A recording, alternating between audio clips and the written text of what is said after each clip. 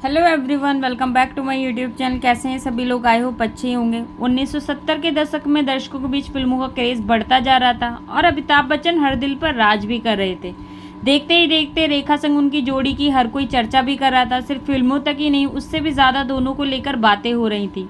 चारों तरफ दोनों के रिश्तों को लेकर भी चटकारे से खबरें परोसी जा रही थी। हालांकि इन सब गॉसिप्स पर अमिताभ बच्चन ने चुप रहना बेहतर समझा था।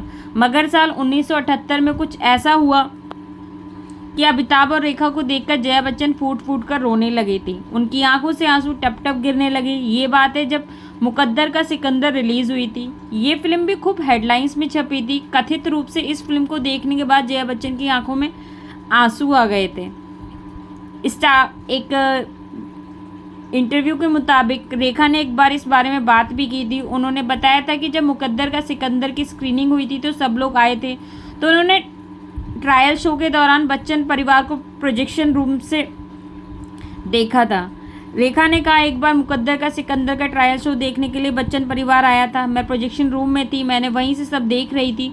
उस दिन जया बच्चन सबसे आगे लाइन में बैठी थी और अमिताभ व उनके माता पिता पीछे वाली लाइन में थे। जब हमारा रोमांटिक सीन आया तो उनके यानी कि जया के चेहरे पर उदासी थी। मैं साफ साफ देख सकती थी कि उनकी आंखों में आंसू बह रहे थे। रेखा ने यह भी बताया था कि मुकद्दर का सिकंदर की स्क्रीनिंग के एक हफ्ते बाद इंडस्ट्री में कई तरीके की कानाफूसी भी चल रही थी। कोई कुछ कह रहा था, कोई कुछ।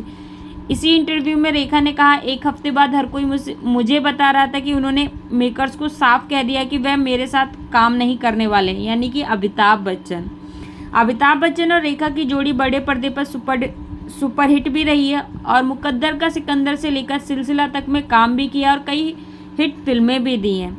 काम के दौरान दोनों के रिश्ते की भी खूब चर्चा हुई थी, मगर सिलसिला दोनों की आखिरी फिल्म थी। इसके बाद दोनों ने कभी साथ में काम ही नहीं किया है। बेशक कई सालों से जया बच्चन और रेखा के बीच खटपट की खबरें आती रही हो, लेकिन खुद रेखा ने कभी इन्हें सच नहीं कहा है। उन्होंने जया का नाम बड़े ही सम्मान से लिया और हर दुश्मनी और नोकझोंक की खबरों को खारिज किया है।